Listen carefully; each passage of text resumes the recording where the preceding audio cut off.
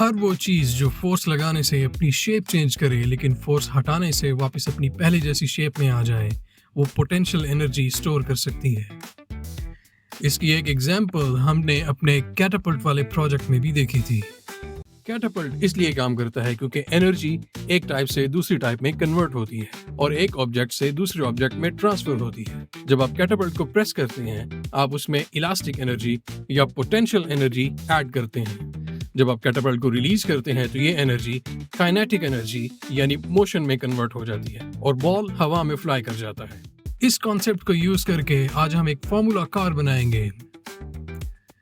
इसके लिए आपको चाहिए 2 बड़ी और एक छोटी पॉप्सिकल स्टिक, ग्लू गन, एक straw, 3 wooden skewers, 4 bottle caps, एक ऑल नीडल, कुछ रबर बैंड्स, इलेक्ट्रिकल टेप और कुछ यूज्ड बैटरीज जिससे हम कार में थोड़ा वेट ऐड करेंगे। तो शुरू करते हैं। लार्ज पॉप्सिकल स्टिक्स को ग्लू गन की हेल्प से एक वी शेप में कनेक्ट करो।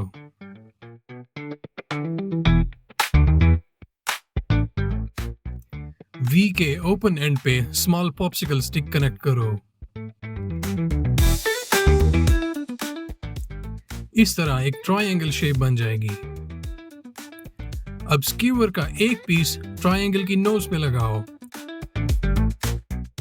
इस तरह से कि उसका कुछ हिस्सा नोज से आगे हो।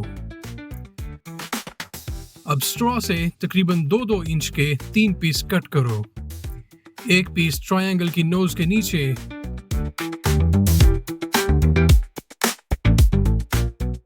और 2 पीस ट्रायंगल की बैक के करीब फिक्स कर दो। बैक वाले स्ट्रॉज फिक्स करते वक्त ध्यान रहे कि वो एक दूसरे के सामने एक लाइन में हो। ये हमारी कार के एक्सेल्स होंगे। अब ग्लू को थोड़ा ड्राई होने दो। अब ऑल नीडल की हेल्प से बॉटल कैप्स के मिड में होल बनाओ।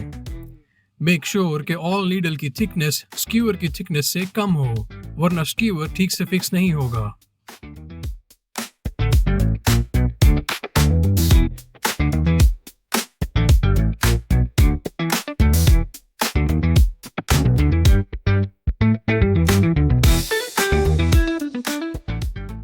अब स्क्यूअर की एक साइड पे एक बॉटल कैप फिक्स करो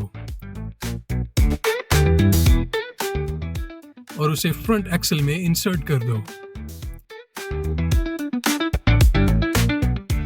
अब स्क्यूअर के दूसरे एंड पे भी बॉटल कैप लगा दो और साइज एडजस्ट करके स्क्यूअर का शार्प एंड रिमूव कर दो। पिछले एक्सेल्स पर भी यही प्रोसेस रिपीट करो एंड मेक श्योर कि स्क्यूअर दोनों एक्सेल्स से गुजर के दूसरे एंड से बाहर आए।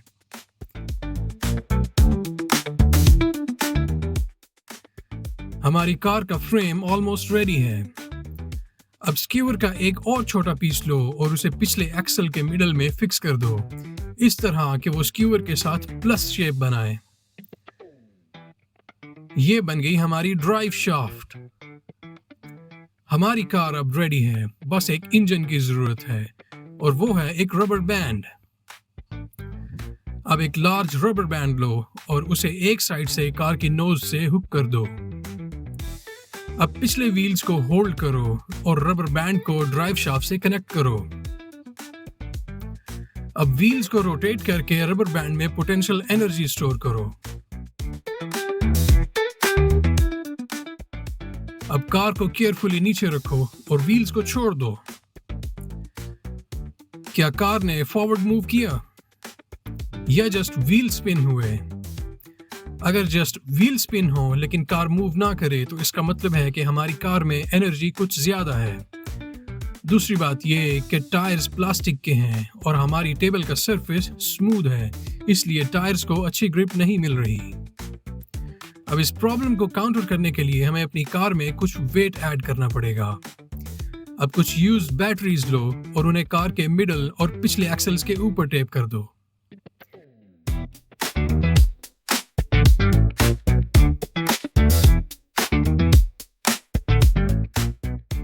हमें अपने इंजन यानी रबर बैंड्स को भी थोड़ा मॉडिफाई करना होगा।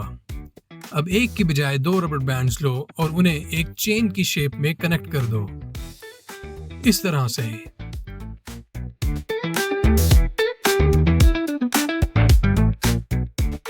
अब रबर बैंड्स को इस तरीके से नोज के साथ अटैच करो।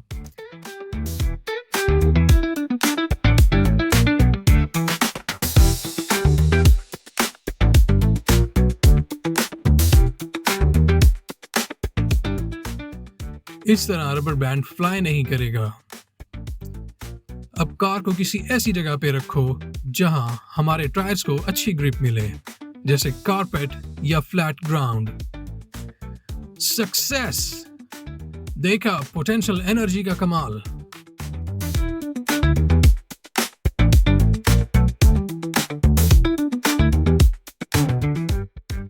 आप टायर्स की ग्रिप को मजीद इंप्रूव करने के लिए इन्हें भी रबर बैंड से रैप कर सकते हो। इस तरह ये स्मूथ सरफेस पर भी काम कर सकते हैं। व्हील्स की स्पिन को कंट्रोल करना और ज्यादा दूर तक ट्रैवल करना इस प्रोजेक्ट के असल चैलेंजेस हैं। इस प्रोजेक्ट को फर्दर एक्सप्लोर करने के लिए आप अपनी कार के फ्रेम और टायर्स के लिए डिफरेंट मटेरियल्स भी यूज कर सकते हो। एक्सप्लोर करो कि किस मटेरियल्स के टायर्स ज्यादा ग्रिप करते हैं और किस साइज के टायर्स ज्यादा सूटेबल हैं। आप डिफरेंट शेप्स के फ्रेम भी बना सकते हो। फॉर एग्जाम्पल, आप ट्रायंगल की बजाय स्क्वायर शेप की कार भी डिजाइन कर सकते हो और पॉप्सिकल स्टिक्स की बजाय कार्डबोर्ड का फ्रेम भी बना सकते हो। एक्सप्लोर करते रहो। हम आपको मिलेंगे नेक्स्ट वीडियो में। See you in the next video. Good bye.